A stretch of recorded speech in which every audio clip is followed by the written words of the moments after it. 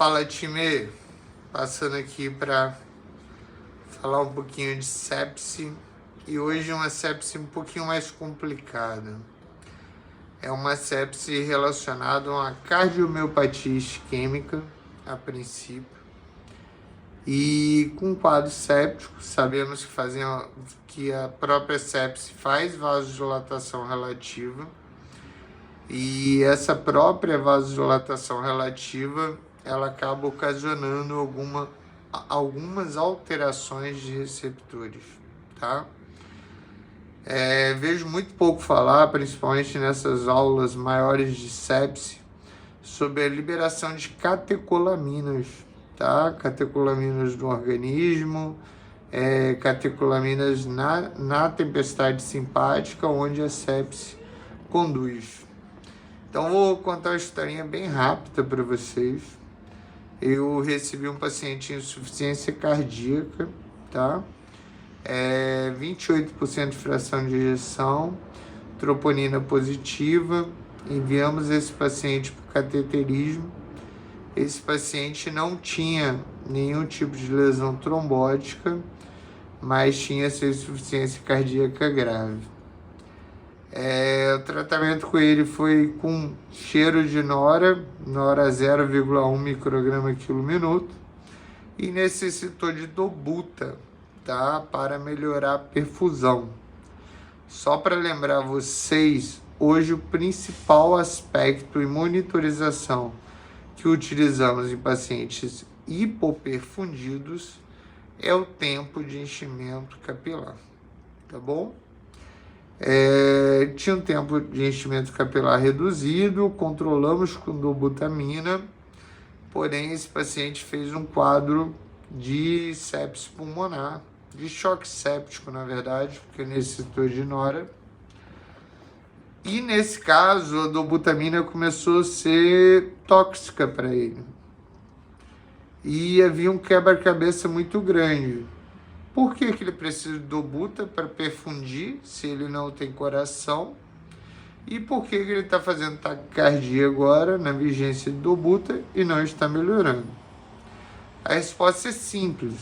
Ele tinha 2 choques múltiplos: séptico, cardiogênico. Então, qual foi a opção? Tirar a dobuta nesse momento. Ele era fluido responsivo, por incrível que pareça, por 28% de fração de ejeção.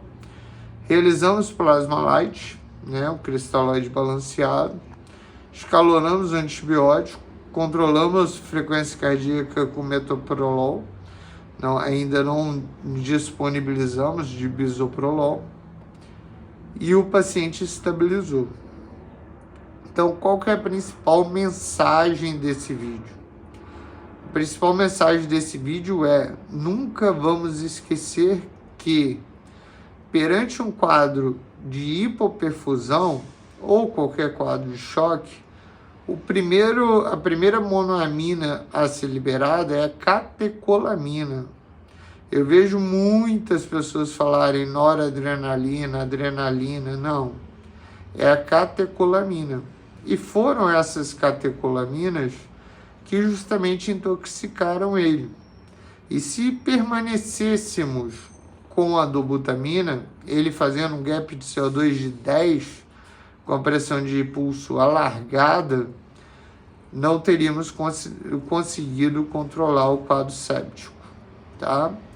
Então é um quadro difícil, é um quadro de um paciente que vinha já de um choque grau 3 a grau 4, evoluiu com um quadro de choque séptico, e esse tratamento muda todo, né?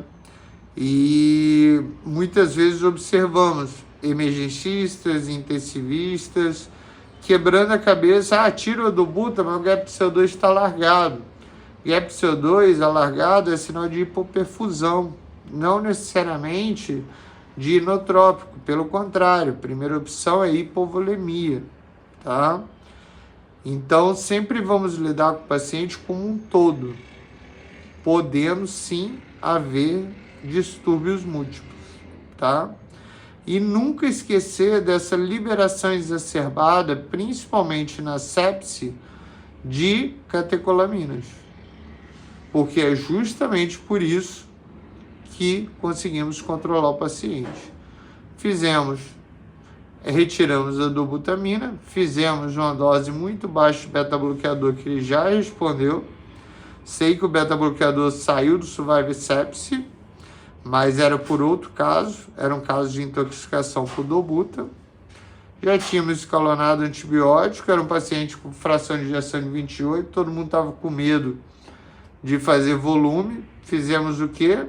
Passamos veia cava, estava colabando, pressão de pulso alargada, fizemos a elevação de membros inferiores, elevação passiva de membros inferiores, aumentava 20% aí da pressão arterial média, e a partir daí fizemos volume, o paciente estabilizou e ficou sem tubo, com central que ele já havia, mas devido a dobutendanora, não precisamos trocar o central, fizemos o escalonamento do antimicrobiano, coletamos culturas e o paciente está bem nesse momento, tá bom?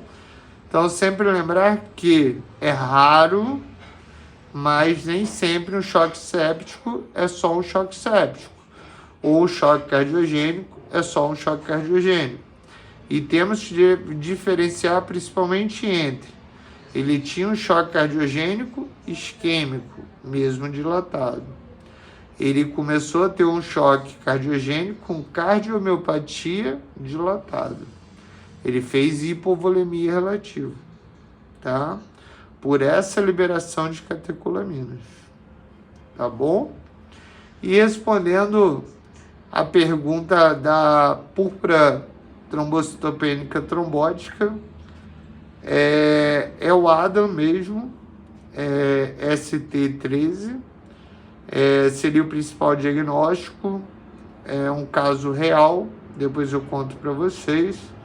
O paciente já está de alta, tá bem, tá com o bebê dela, recebeu 22 infusões de plasmaféres, mais 6 rituximabs e ficou muito bem, graças a Deus. Tá bom? Diagnóstico de sepse é feito pelo SOFA, exame clínico, tá? E não é feito pelo lactato, tá bom? Não é feito pelo lactato. Lactato diagnostica choque séptico, não sepse. Beleza? Fique com Deus, uma ótima noite. Tamo junto aí.